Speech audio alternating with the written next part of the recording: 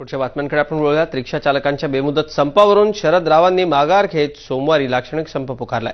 CNG पाठोपाठ petrol रिक्षांच्या दरामध्ये देखील वाढ करण्यात यावी अशी मागणी ऑटो रिक्षा मालक चालक संघटना कृती समितीने केली आहे। तर शिवसेना आणि मनसे प्रणित रिक्षा संपात सहभागी होत नाहीत। मुंबईसह संपूर्ण राज्यातल्या रिक्षा सोमवारपासून बेमुदत संपावर जाण्याचा इशारा देणाऱ्या ऑटो रिक्षा युनियनच्या नेत्यांनी माघार घेत केवळ 1 दिवसाचा लाक्षणिक बंद पुकारलाय। सरकारने सीएनजी रिक्षांच्या सुरुवातीच्या भाडेदरात 11 रुपयांऐवजी 12 रुपये म्हणजे 1 रुपयांची वाढ केली आहे। मात्र पेट्रोलवर चालणाऱ्या रिक्षांच्या भाड्यात वाढ केलेली नाही। 1.25 लाख रिक्षा सीएनजीवर तर 6.25 लाख रिक्षा पेट्रोलवर चालतात।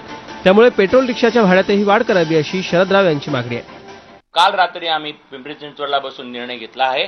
या कृती समितीने उद्याचा हा बंद रिक्षा बंद हा लाक्षणिक असेल।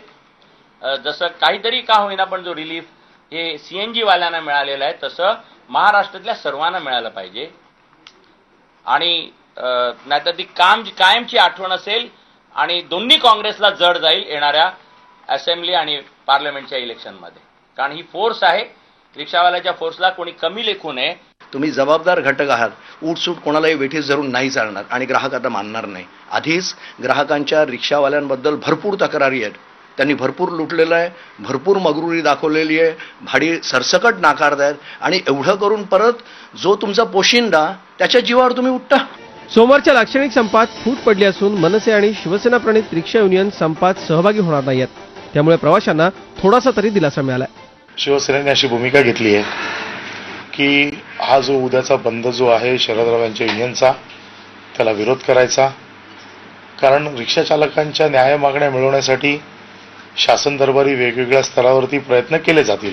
हे शरदराव जे इलेक्ट्रॉनिक मीटरचा विरोध करत होते एवढे दिवस, कोर्टाने त्यांना हाकलून टाकला। त्याच्यानंतर त्यांचा मुलगा पुण्याची एक एजन्सीकडे गेला आणि त्यांना सांगा अख्ख्या महाराष्ट्राची आम्हाला एजन्सी द्या। आता त्यांचा मुद्दा संपला का? त्यांना एजन्सी दिलं तर इलेक्ट्रॉनिक मीटर लावायचा, त्यांना एजन्सी नाही दिलं तर इलेक्ट्रॉनिक मीटर नाही लावायचं। मला असं वाटतंय शरदराव घाबरले। महाराष्ट्र नवनिर्माण सेना रस्त्यावर तुम्हाला दिसणार। संपात सहभागी झाल्यास परमिट रद्द करण्याचा इशारा सरकारने दिला असला तरी लाक्षणिक संपात मोठ्या प्रमाणात ऑटो रिक्षा सहभागी होणार असल्याने प्रवाशांना हा सोमवार त्रासाचाच जाणार आहे।